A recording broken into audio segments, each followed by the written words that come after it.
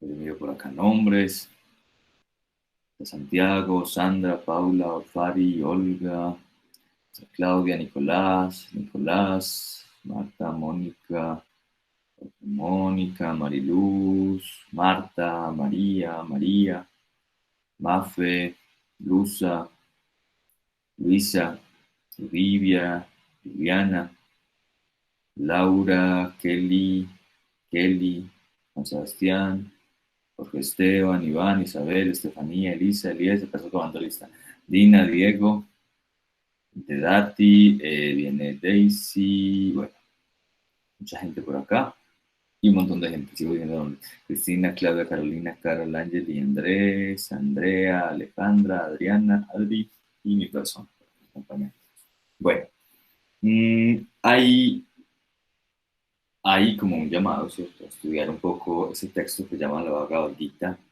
Usualmente en español decimos el Bhagavad Gita, pero también la gente que habla sánscrito como que siempre dice, ¡ay, es la Bhagavad Gita!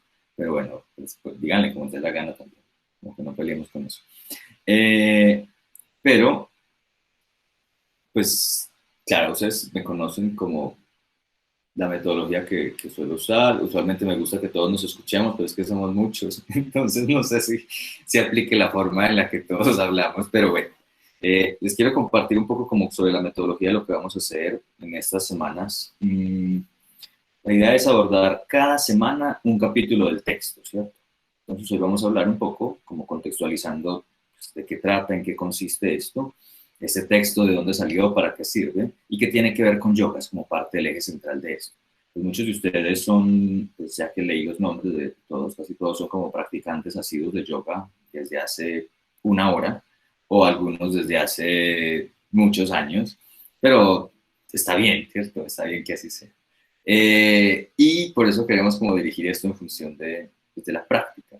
Porque se hablan muchas cosas de este texto, ¿cierto? Como de la Gita, se dice que es como la Biblia del yoga, se dice que es como el texto más importante de esas tradiciones como que de la India, que pues el contenido, la sabiduría que está en el yoga como que resume pues toda la sabiduría de los Vedas, de los Upanishads, de los Puranas, pero pues sería bueno entender por qué esas cosas. Entonces, les pedía que investigaran un poco sobre ese texto, sobre los personajes, sobre qué razón tiene y cuál es el propósito, para que nos nutramos de ello.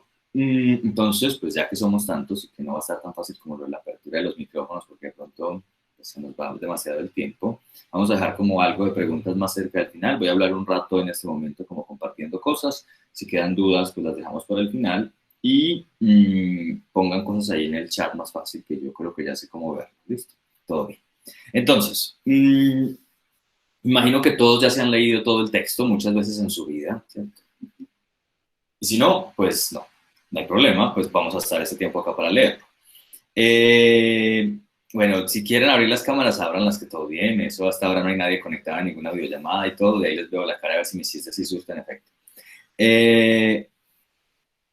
La idea es pues entender de dónde viene este texto. Este texto, si lo percibieron, si lo notaron, es un pedacito muy pequeño, ¿cierto? Son 18 capítulos que tiene, alrededor como de 200 versos, creo que según recuerdo, eh, que engloban un momento de la historia que no se sabe si sucedió o no sucedió, ¿cierto? Y eso es lo lindo de esto.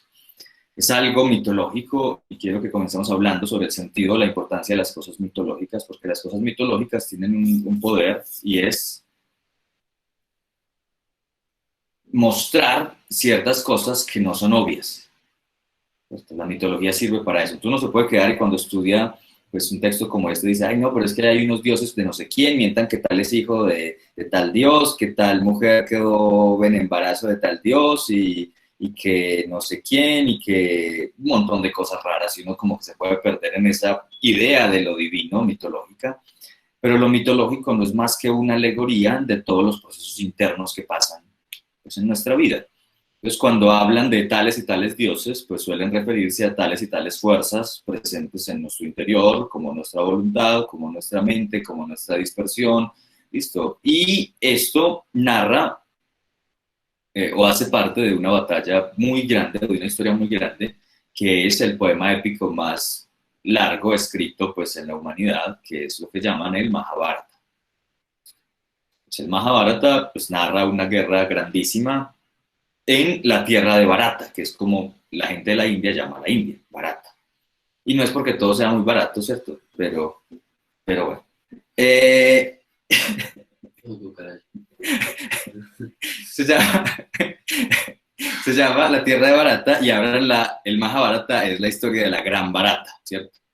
Y ahí pasan muchas cosas y hay una batalla central. Y en medio de esa batalla central es que sucede este diálogo entre dos personajes bien importantes.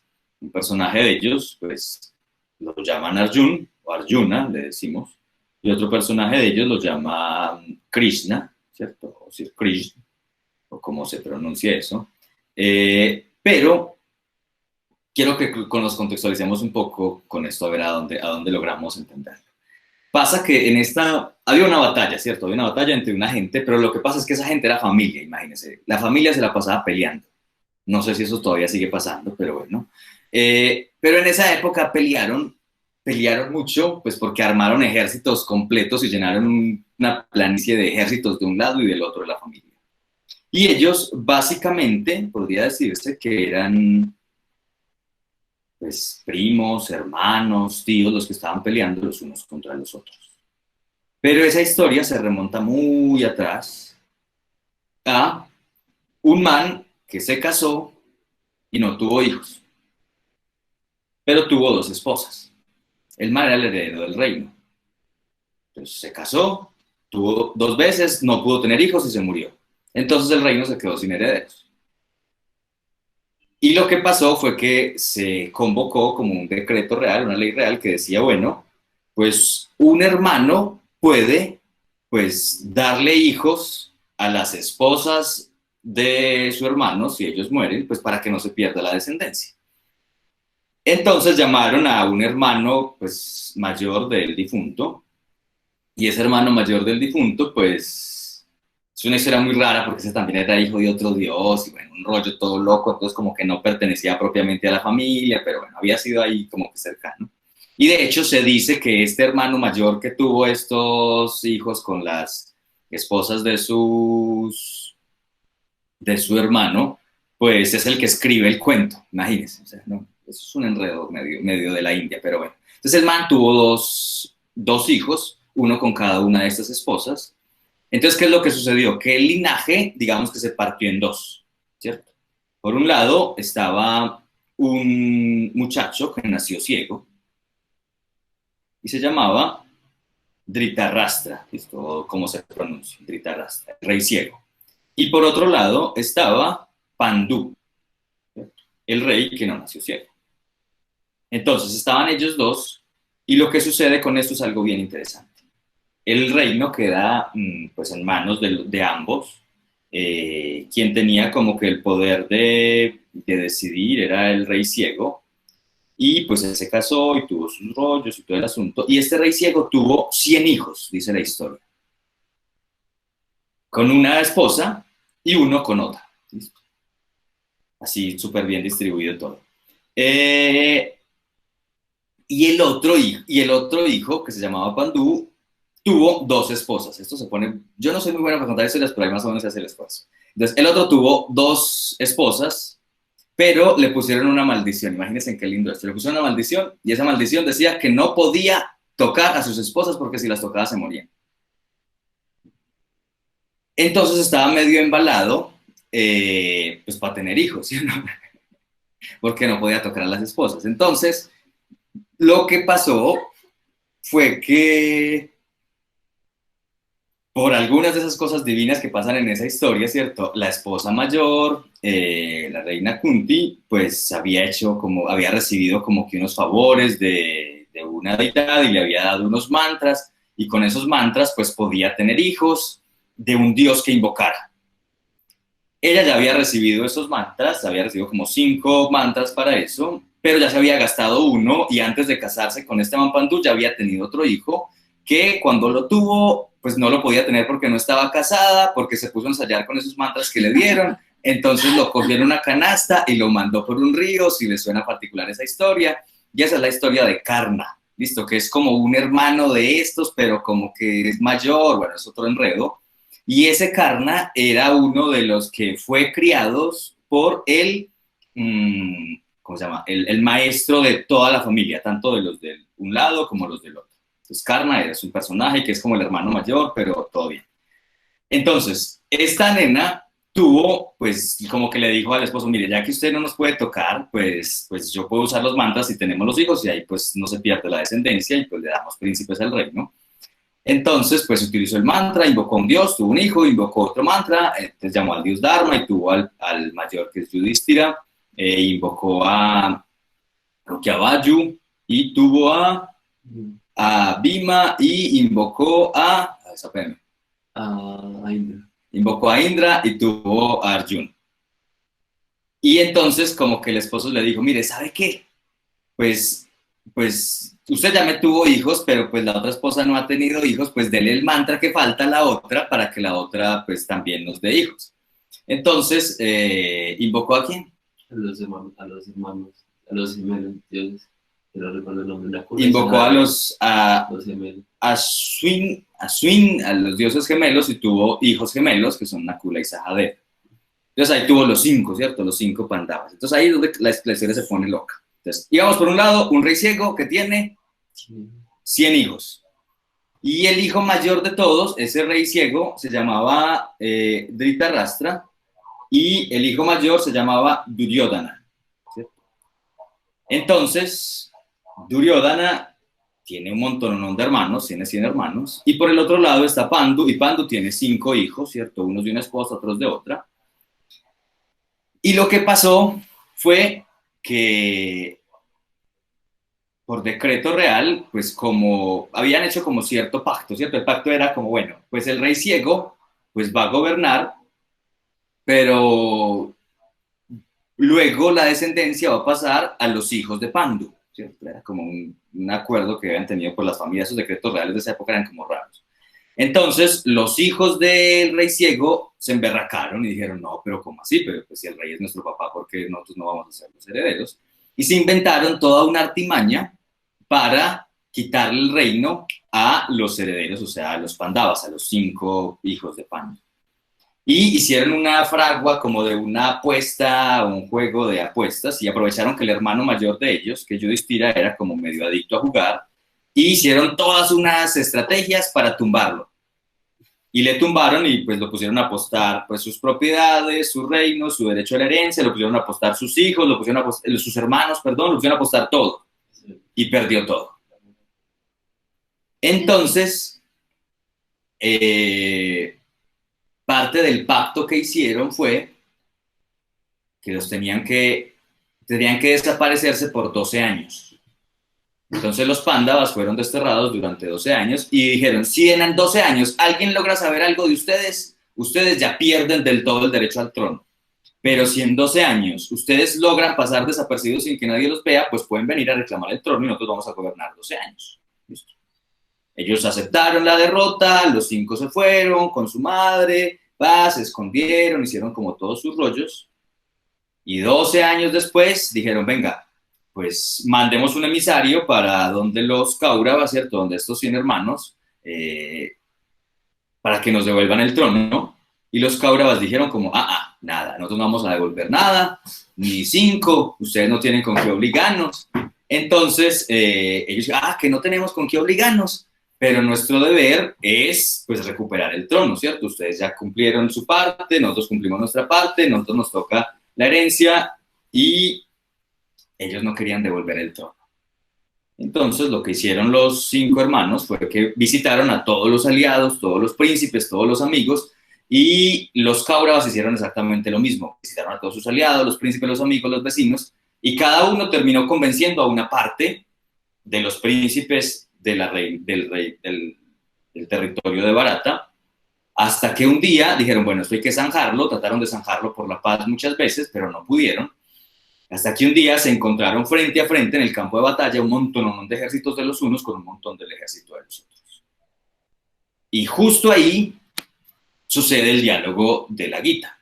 Pero antes hay una historia de otro personaje que no les he presentado, o bueno, solo se los mencioné, que es Don Krishna, ¿cierto? Don Krishna era un príncipe que era primo de los Pandavas porque la reina Kunti había sido la hermana del papá de Krishna, ¿cierto? Eso da primo. Bueno, creo que sí. Entonces, Krishna era el príncipe de otro reino de por allá, y lo que sucede es que Don Krishna cuenta la historia, pues uno no puede saber a ciencia cierta qué tan cierto es, cuenta la historia de que fueron a pedirle que los apoyara en la guerra. Entonces por un lado fue Arjun, y pues como le tenía respeto a Krishna porque era lo más de inteligentico el muchacho, entonces como que se hizo a los pies de él y pues esperó que se despertara porque estaba dormido. Y llegó también Duryodhana y se hizo al lado de la cabecera de la cama, pues sí, esperó que se despertara, pues para ver qué les decía. Entonces, como que cuando el Krishna se despertó, al primero que vio fue Arjuna, que estaba a los pies, y luego miró a Duryodhana, y entonces ambos le dijeron como, venga, ¿usted qué? ¿Usted con quién va a pelear? Pues papá, listo. Usted no puede quedarse ahí neutro ni nada de eso, usted tiene que escoger un bando. Entonces Krishna dijo, bueno, pues ya que están los dos acá, pues yo les pongo una propuesta, y la propuesta es, uno de ustedes me va a tener a mí como asesor, y otro de ustedes pues va a tener todas las tropas de mi reino. Y el primero que va a escoger fue el primero que vi, entonces le dice a Arjuna que escoja. Y escoja, y Arjuna se pone a pensar como, bueno, ¿qué será mejor? ¿Será mejor las tropas? ¿Será mejor el ejército? Entonces este ejército mío está como muy pichurro, está como muy débil, pues el otro me está ganando, pero la verdad este man es como muy inteligente, yo mejor lo escojo a él. Entonces escogió a Krishna. Y Duryodhana pues se lo gozó y le dijo como, este man si es pendejo, teniendo las posibilidades de haber escogido uno de los ejércitos más poderosos, se queda con este mancito, pues todo bien. Entonces el ejército de Krishna peleó con los Kauravas, y Don Krishna pues peleó con los Pándavas, y de hecho era el cochero real de Arjuna, ¿cierto? Era el que manejaba el carro de Arjuna en el combate. Entonces, de ese lado de la historia que tenemos por un lado a los Kauravas, 100 hijos a cargo del rey ciego, pero el rey ciego no hizo nada para evitar la guerra, ¿cierto? El rey ciego se dejó manipular por el hermano mayor, ¿cierto? Por Duryodhana. Y Duryodhana pues siempre tuvo el impulso, siempre tuvo el deseo de ser el heredero. Y utilizó todas las estrategias posibles, como se cuenta acá, para poder ser el que mandaba, ¿cierto? Para poder tener como el derecho al reino. Y todos los hermanos menores, menos uno, le copiaron. ¿Listo? Hubo un hermano que era el hermano de la otra esposa, ¿cierto? No era el 100, sino el de la otra esposa, que peleó por los Pándavas. Entonces todos los hermanos, los 100, pelearon por un lado, y junto a ellos peleó Karna y peleó Drona, y pelearon como todos los que los habían preparado en el ejército, y Bhishma, bueno, un montón de gente toda rara. Y al otro lado estaban los Pándavas, los 5 hermanos, apoyados por Krishna, y un montón de gente.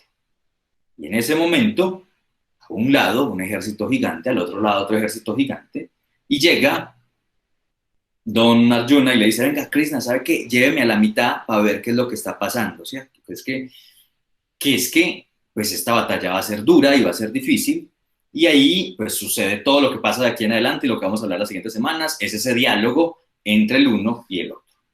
Pero, pues antes de que abordemos ese diálogo, que va a ser como motivo de los siguientes encuentros, pues quisiera como presentar un poco como que el sentido alegórico de esta historia que les conté, que no es como meramente anecdótica, y de los personajes que están ahí inscritos. Porque el sentido de la mitología, como les dice, es narrar las cosas que suceden adentro de nosotros. Y lo que sucede es que adentro de nosotros hay un personaje ciego que se hace el pendejo.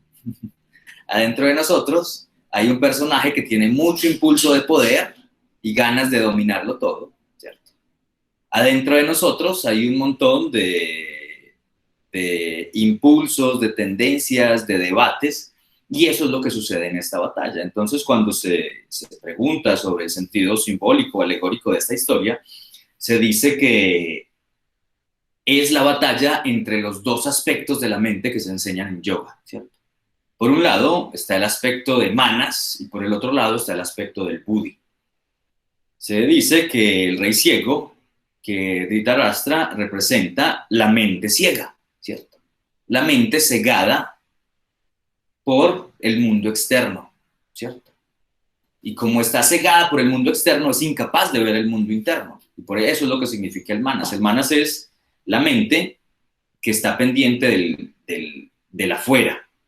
Y por eso todos sus hijos, sus 100 hijos, no son más que una representación de los 10 sentidos. Los 10 sentidos, digamos, de conocimiento, pues la vista, el tacto, el gusto, el oído y el que me falta.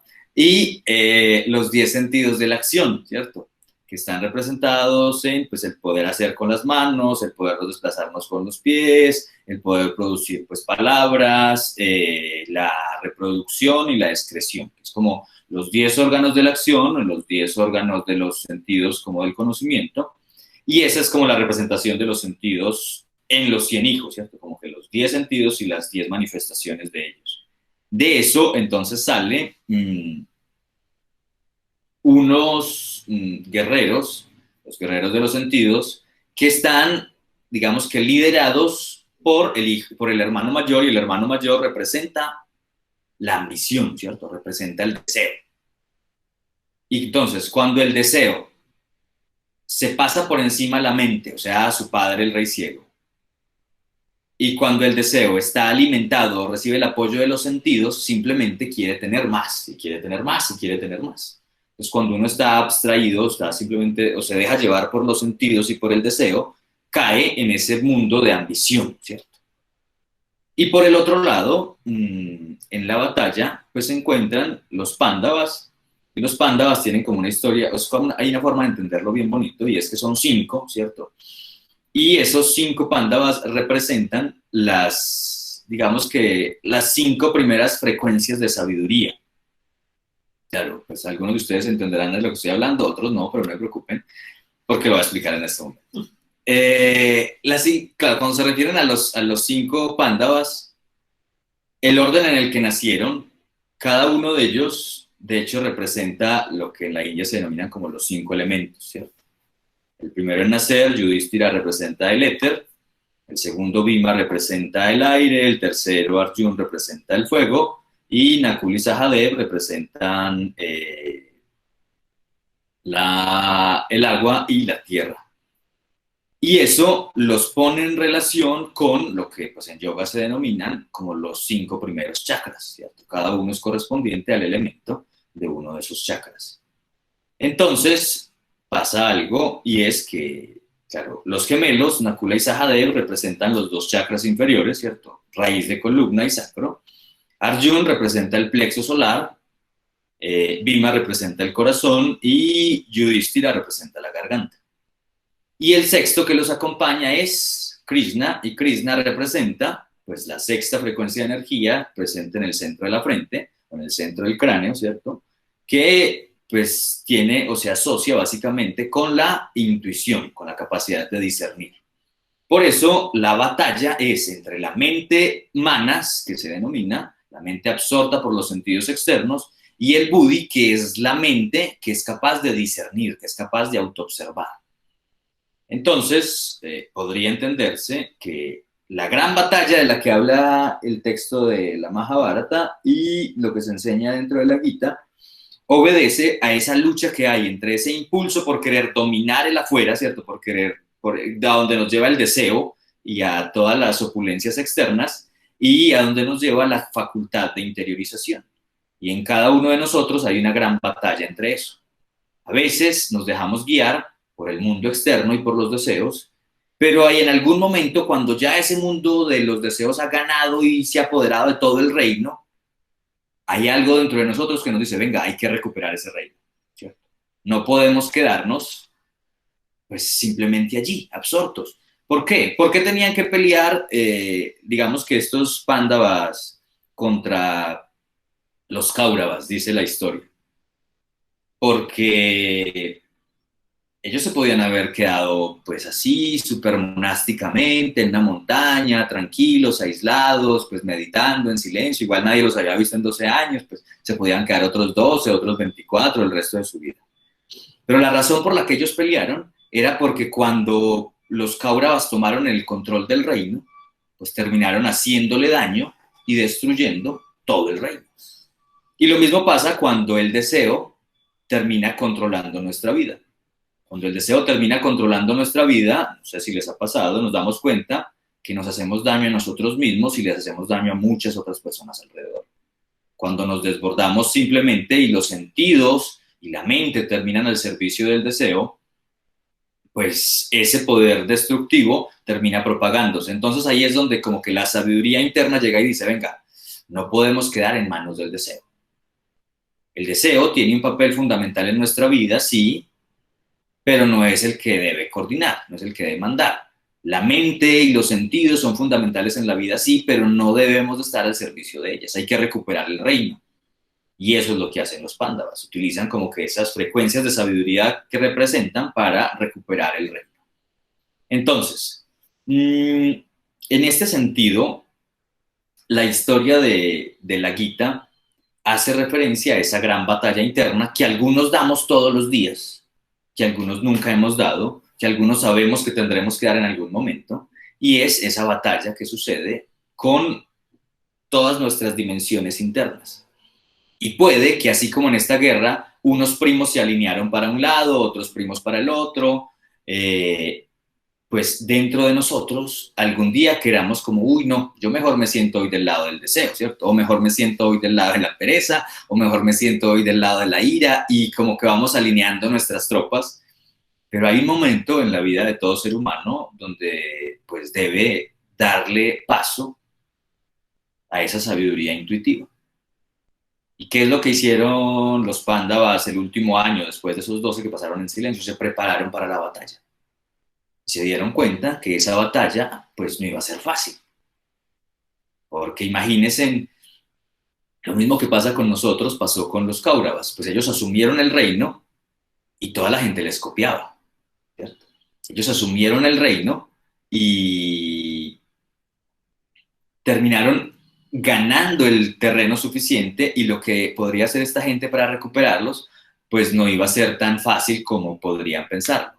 Entonces, recuperar el reino es algo que requiere preparación, y por eso está la sadhana, por eso está la práctica. ¿Qué se hace en ese año de preparación? Afinar a las tropas.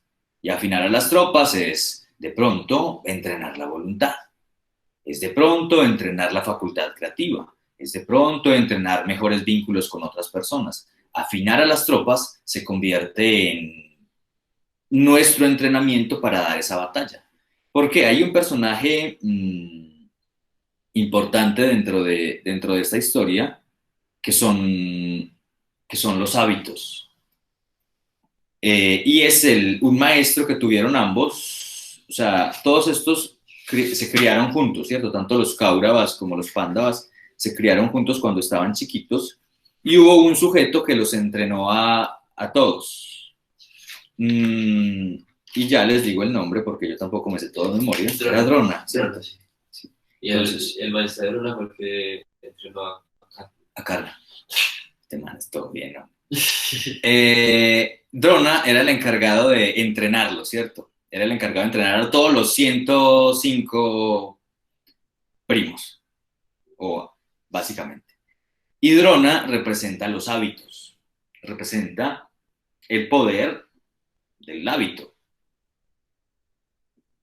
Entonces Drona era muy poderoso, era un guerrero súper fuerte. Pero el asunto y la gran pregunta, como que me gusta hacer, es ¿al servicio de quién están nuestros hábitos? Drona terminó sirviendo a los Cáuravas.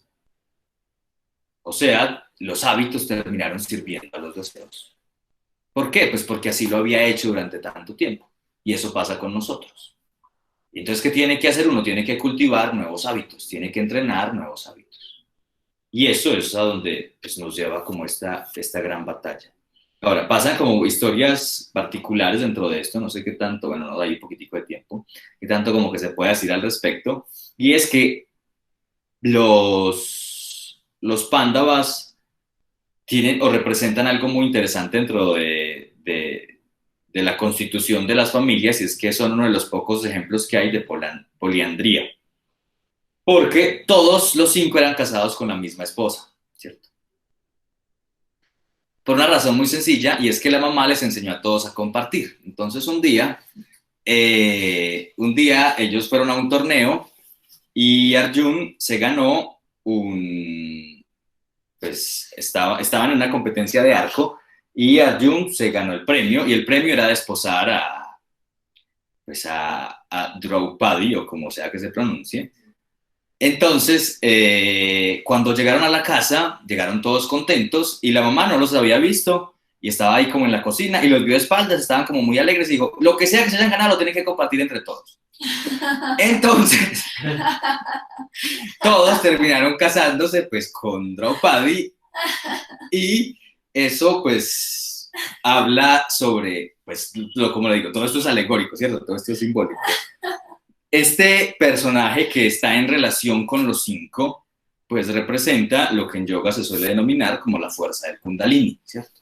Esa fuerza femenina que permite la interrelación de los chakras, en este sentido, de estas frecuencias o de los diferentes niveles de esa frecuencia de sabiduría, y hace parte como que de esa historia pues mítica de la que se narra. Y bueno, ese es como el gran contexto que les quiero presentar, que de aquí en adelante cuando hablemos con estos personajes, pues nos demos cuenta de que esto es un diálogo, ¿cierto? Es un diálogo entre Arjun, que les decía representaba el plexo solar, representaba el elemento fuego, y por ende está en relación con la voluntad, ¿cierto? Pero ¿qué es lo que pasa con la voluntad? Que la voluntad duda, la voluntad flaquea, la voluntad hay momentos donde se cuestiona, pero la voluntad es la que tiene que dirigir nuestro ejército. Porque cuando la voluntad cae, no podemos dar esa batalla y los deseos van a ganar. Lo que sucede es que si los Pándavas no pelean, igual los deseos ya habían ganado. Pero hay que hacer una batalla, hay que fortalecer la voluntad y esa voluntad no puede pelear sola. Que a veces lo que pasa es que queremos como hacer todo con la voluntad y en función de la voluntad, pero esa voluntad tiene que recibir el consejo ¿de quién? De Krishna. Y Krishna representa pues, la sabiduría del discernimiento y la intuición. Entonces, cuando se ponen en conjunción el plexo solar y el centro de la frente, ¿cierto? La voluntad con la intuición, pues tenemos el poder suficiente para dar la batalla más difícil de todas, que es vencer los deseos, los sentidos que han cegado la mente y que tienen el apoyo o el poder de los hábitos, de las tendencias cultivadas repetitivamente. Entonces ese diálogo que sucede de aquí en adelante simplemente va a ser como ese llamado a ponernos o afinarnos a nosotros mismos para dar esa gran batalla. Hasta allí quería como presentarles el texto, no sé si alguien quiere decir algo, compartir algo. Pero antes quiero decirles, pues varios de ustedes como que me han dicho, ay no, profe, está muy bacano todo el rollo, pero yo trabajo a las 8, yo tengo un compromiso a tal hora, yo no sé qué, no sé qué, no sé qué. Sé que se pueden desconectar antes, no hay lío, vamos a estar practicando, ya como metodológicamente siempre vamos a tener una práctica de respiración, una práctica de pranayamas, una práctica de meditación temprano, que esperemos esté en función de pues, todo lo que se va a abordar ahorita. Pues hoy hicimos unos ejercicios como con la región de la raíz, del sacro, de las lumbares, y esto fue como lo que hicimos para ver si de pronto podíamos afinar esos instrumentos internos, para ver si de pronto esos 5 pándavas pues, se puedan integrar con la función de Don Krishna y podamos dar la batalla de no sucumbir ante los sentidos, los hábitos y los deseos. Y esto, pues lo que va a suceder de aquí en adelante, son un montón de explicaciones. Krishna hace más preguntas que pues una gente que hace muchas preguntas, como algunos de ustedes que conozco. Y pues Arjuna pues hace todas esas preguntas y Krishna como que le cuenta formas de responderlas y esperemos que viendo esto a la luz del diálogo entre la voluntad y la intuición, pues podamos encontrar herramientas útiles para nuestra vida. Y ya pues como que aparte de esto, el texto, como lo hemos dicho, hay un montón de comentarios, interpretaciones, hay un montón de formas de verlo. Ese texto se convierte como en el eje fundacional de la tradición Vaisnava, ¿cierto? Lo que llamamos como los Hare Krishna, se apoyan muchísimo en esta versión del texto, pero hay muchas formas de verlo también, ¿cierto? Hay muchas formas de entenderlo, o de comprenderlo. Verlo a la luz digamos, de Prabhupada es bien interesante, ¿cierto? Entender cómo todo está en función de la devoción, pero pues no es la única forma de verlo. Por eso como que la exhortación es a que miremos comentarios distintos, miremos traducciones distintas, incluso que nos los leamos por primera vez como sin ningún comentario y simplemente ojeemos a ver qué nos dice cada una de esas frases, Y pues un elemento importante para tener presente es, pues, uno es ver esa diversidad y dos es darnos la posibilidad de aprender intuitivamente, ¿cierto? Acá simplemente como que son como unas pistas que les proponía de esos personajes, pero aprender intuitivamente es todo lo contrario a lo que solemos hacer siempre, ¿cierto?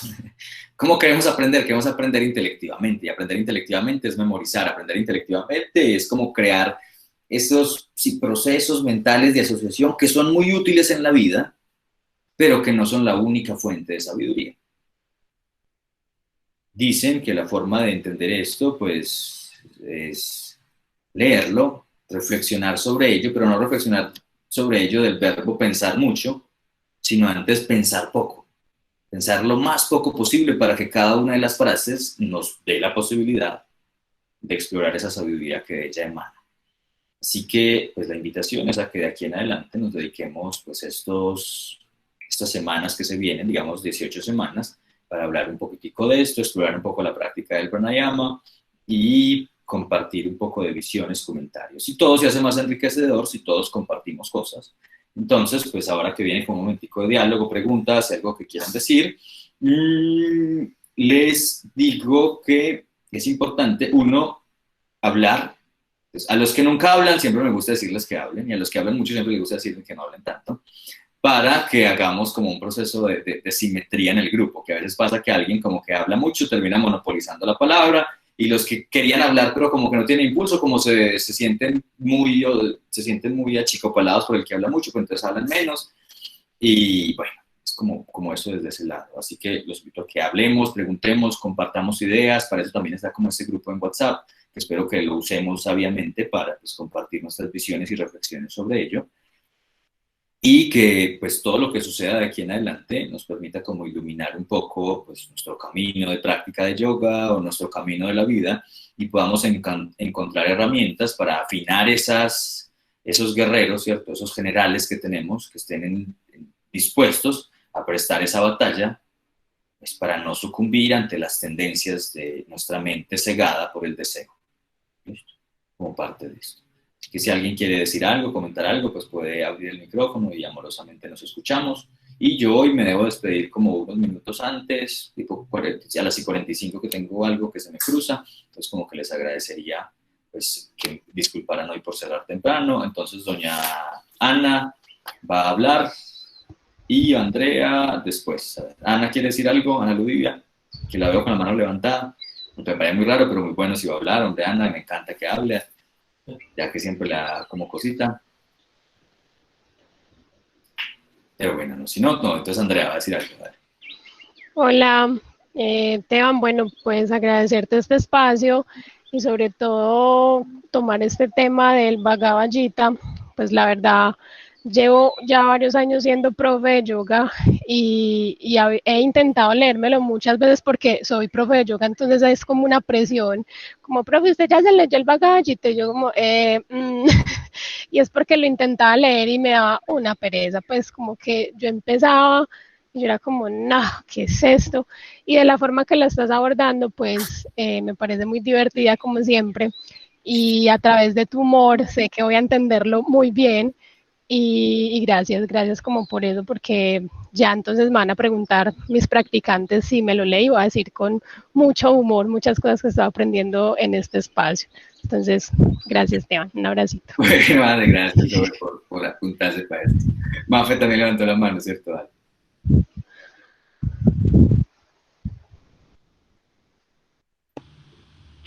Pero alguien iba a hablar antes, creo. Sí, creo que Ana levantó la mano por amague, entonces como que... Vale. No, es que me quedé pensando en lo último que mencionaste sobre los comentarios, que de repente, pues como todo este contexto que nos diste, y sobre de repente la posibilidad de leerlo también, así como en blanco y negro, sin ningún comentario, a ver qué sucedía. Y precisamente como que en estas últimas semanas que he vuelto a retomar el texto desde una versión que no conocía, pues obviamente uno siempre empieza como por la introducción, porque finalmente todo eso que tú mencionaste ahorita generalmente está en casi todas las versiones del Gita, donde hacen una introducción sobre todos los personajes, dan también un contexto un poco sobre el Mahabharata y todo eso. Y es que me parece difícil empezar a leerlo sin eso. Mejor dicho, no es como el Hatha Yoga Pradipika o como los sutras en donde uno puede empezar de la nada sin que nadie le diga nada y empieza a leerlos, entienda o no, pero uno puede leerlos así.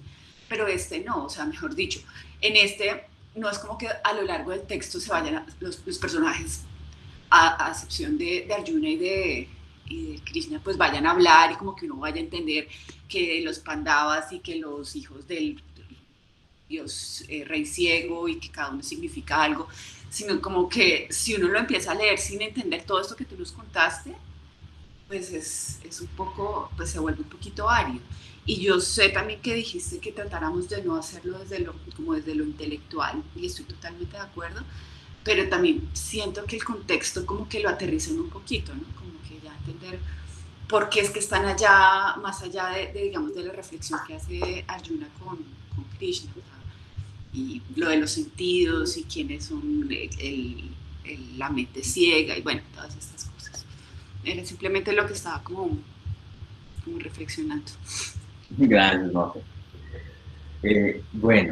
El prólogo del Mahabharata. Sí, acá, bueno, es que acá estoy con otro par de amigos y dicen que el prólogo de eso es el Mahabharata, así que hay que leer el Mahabharata y eso sí son como 500.000 páginas. Pero bueno, ahí las resumimos en media horita. Bien, ¿alguien más se quiera compartir algo? Como ustedes saben, pues esto hace parte como de los espacios del semillero de yoga, pues donde llevamos ya 16 años compartiendo cosas por ahí, hablando, encontrándonos. Es lindo ver tanta gente, es muy raro que sea virtual, me da como mucha nostalgia, pero todo bien, por lo menos hay gente de muy lejos, pues, y eso hace que sea bien interesante. Y hemos estado haciendo los últimos años un ejercicio de estudiar los Yoga Sutras, un ejercicio de estudiar el Yoga Vashista, y ha habido pues una gente como muy aplicada, muy juiciosa pues con estas cosas, así que pues les agradezco por darle la continuidad y por siempre me dicen, pero que hagamos otra cosa, estudiamos otra cosa, y bueno, eso hace que se amplíe el llamado para que estemos acá. ¿Alguien más quiere comentar algo? ¿Alguien de pronto de los que pues, vienen por primera vez, cómo lo sintieron, qué tan enredados están con esto? Pues les agradecería una retroalimentación por ahí aprovechando estos minutos. A ver, ¿quién se apunta? Y alguien de los vieja guardia, sí, bien vieja guardia, no tanto como Caterina, que es más vieja que yo, pero de la gente de antes y de la gente de ahora, a ver qué pueden decir sobre esto. Con confianza, hablen, por favor. Esteban, buenos días, ¿cómo estás? ¿Qué más? Buenos días a todos. Bueno, yo sí tengo la inquietud con respecto a ¿el Bhagavad Gita solamente tiene una versión o tiene diferentes versiones? Digamos, yo tengo uno que es el Bhagavad Gita tal como es. No sé si habrá alguna diferencia en otro Bhagavad Gita, pues no sé si habrá otro. Y quiero saber si pues el gestor o el escritor o quien dirigió pues como la edición del libro si siempre fue Prabhupada, pues no logro entender ahí esa parte. Tranqui. Me parece que es un poema muy bonito y pues sí, yo lo he leído. Me parece que cada versión, cada versículo le da a uno una enseñanza para la vida totalmente diferente. Y bueno, muy contenta de estar aquí otras con ustedes, así sea virtual. Vale, gracias, André. Bien, no, el punto es como que de esto no se sabe pues quién lo escribió en primer lugar, ¿cierto? Pues está atado, dicen los que estudian esto como que lingüísticamente, entre el 3000 y el 500 antes de Cristo. Entonces como que no hay mucha cosa. La batalla de la que se narra en cierta medida es una batalla real que existió, ¿cierto? Que sucedió alrededor del 3200 antes de Cristo, que es la batalla entre unos príncipes, pero pues el sentido mitológico y el sentido, digamos que simbólico y espiritual con el que se carga, pues se pone como que un tanto después. Ahora, con el paso del tiempo hay versiones, sí, pero la mayoría de todas son como que muy similares, salvo los comentarios o las interpretaciones, lo que hablábamos ahorita, ¿cierto? Digamos, la versión de Prabhupada que, pues, digamos, fue el instructor de la Sociedad para la Conciencia de Krishna. Pues como les decía, pues este es el texto como que eje de la tradición Vaisnava de los Hare Krishnas es una, pero hay muchas formas de verlo, ¿cierto? Pues si uno ve, Shivananda tiene una forma de entender el Bhagavad Gita, si uno ve, Yogananda tiene una forma de entender el Bhagavad Gita. Es como que hay muchas formas más allá de una, pero si uno se pone a mirar como que los versos, pues hay ciertas diferencias en las traducciones más que todo, pero los comentarios sí son muy distintos en muchos lados, pero la esencia de cada uno de los versos es muy similar en todos, así que como que no hay lío con ello. Y bueno, era como los que les quería contar. ¿Alguien más se quiera manifestar algo, decir algo? Para una o dos personas para cerrar. Marta va a decir algo. Dale. Abra el micrófono, por favor. Abra el micrófono. Abra el micrófono. Ahí sí. Esteban, un gran saludo desde el Valle del Cauca. Gracias. Bueno, gracias. ¿Qué va a decir sobre el texto? No, estoy acá en el grupo, feliz de poderte ver, de oírte y de escuchar todas esas maravillas. Gracias, Marta. Bien. Bien, ¿alguien más si quiere decir algo? Chicos. Paula. Hola, muy buen día para todos y para Esteban. Esteban, te pregunto con respecto a la dinámica del proceso con vos de los lunes a las 6. ¿Va a ser siempre virtual? Pues no sé si esto de pronto lo has escrito en el chat o ya lo has dicho, pero entonces lo pregunto de nuevo. ¿Va a ser siempre virtual o va a ser eventualmente mientras pasa esta emergencia en la que seguimos? Pues la respuesta es que todo es eventualmente mientras pasa, ¿cierto? La vida es eventualmente mientras pasa y esos encuentros son eventualmente mientras pasan. Yo quisiera, o sea, como que a modo mío, yo quisiera hacer una gira por las casas de todos ustedes y cada lunes estar en la casa de cada uno, ¿cierto? Pues ya que no podemos pues, vernos todos en un lugar, pues por lo menos me reúno. Invitado a la mía entonces de primera. ¿Cómo? Invitado a la mía entonces de primera. Bueno, gracias. Pero bueno, ahí vamos a ir gestionando esto. Es como mi idea, pues ya que no podemos estar reunidos todos presencialmente y está complejo, pues por lo menos de a una a dos personas sí podemos ir visitando. Sería como parte de mi propósito y así pues practicar con cada uno de ustedes y ese rollo. Esa sería como la dinámica que tendríamos, Paula. Esperemos como que coordinar. Bien. ¿Alguien más que quiera decir algo para cerrar ahora? Carol, que le veo con ganas de hablar. ¿No? Kate quiere decir algo, hombre, desde Pasto, desde las tierras nevadas del sur, ¿no? Juan Sebastián, que hace rato no se parecía, toda la gente, Luisa, que hace rato, que nunca la había visto en los encuentros del semillero, pero qué bueno verla por acá, los Nicoláses que están, bueno, Elisa. Kate va a decir algo. Pues ya que me mencionaste, pues voy a saludar. Me habías quitado el derecho de hablar por vieja, pero bueno. Feliz de estar acá. No estoy feliz de escuchar tus chistes, pero bueno. Son muy malos, Esteban, Dios mío.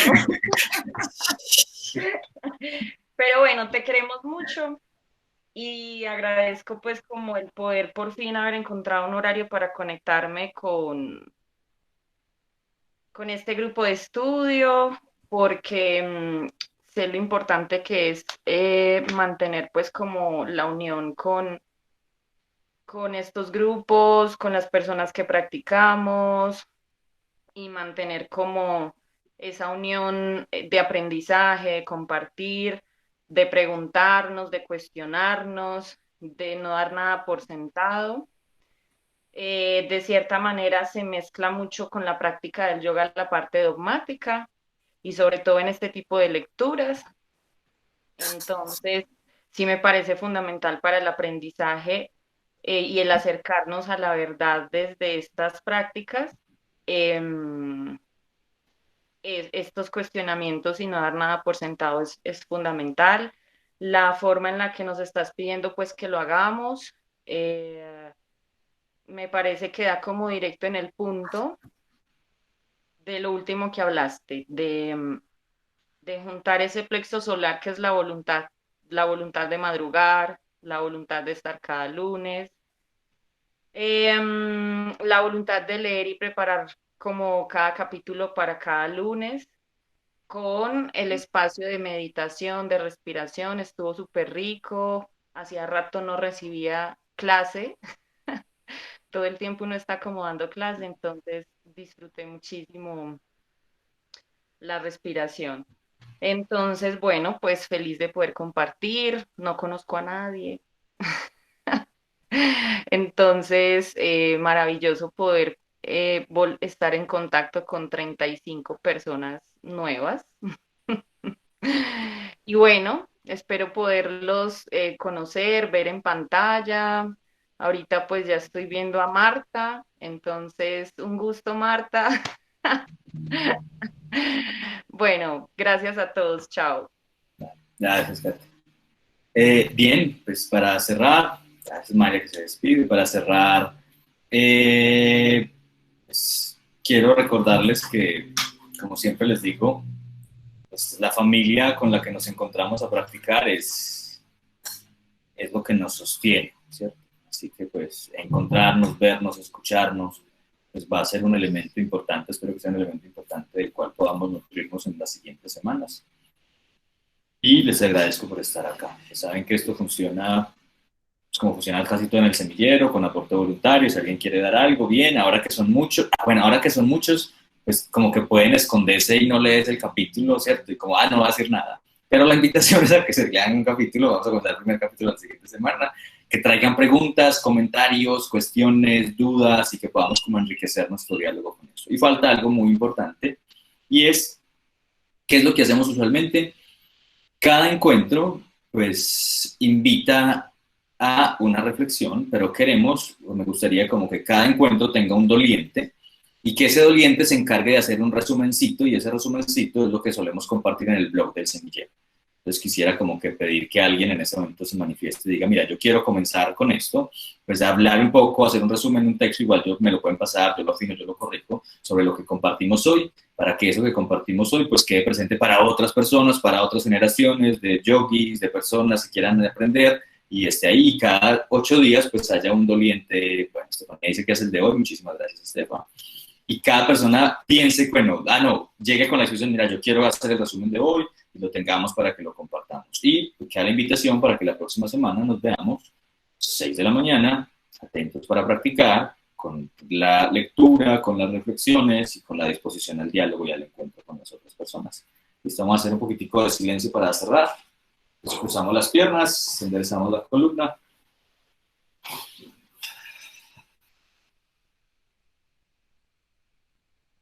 Dejamos que los párpados se cierren, que el rostro se relaje.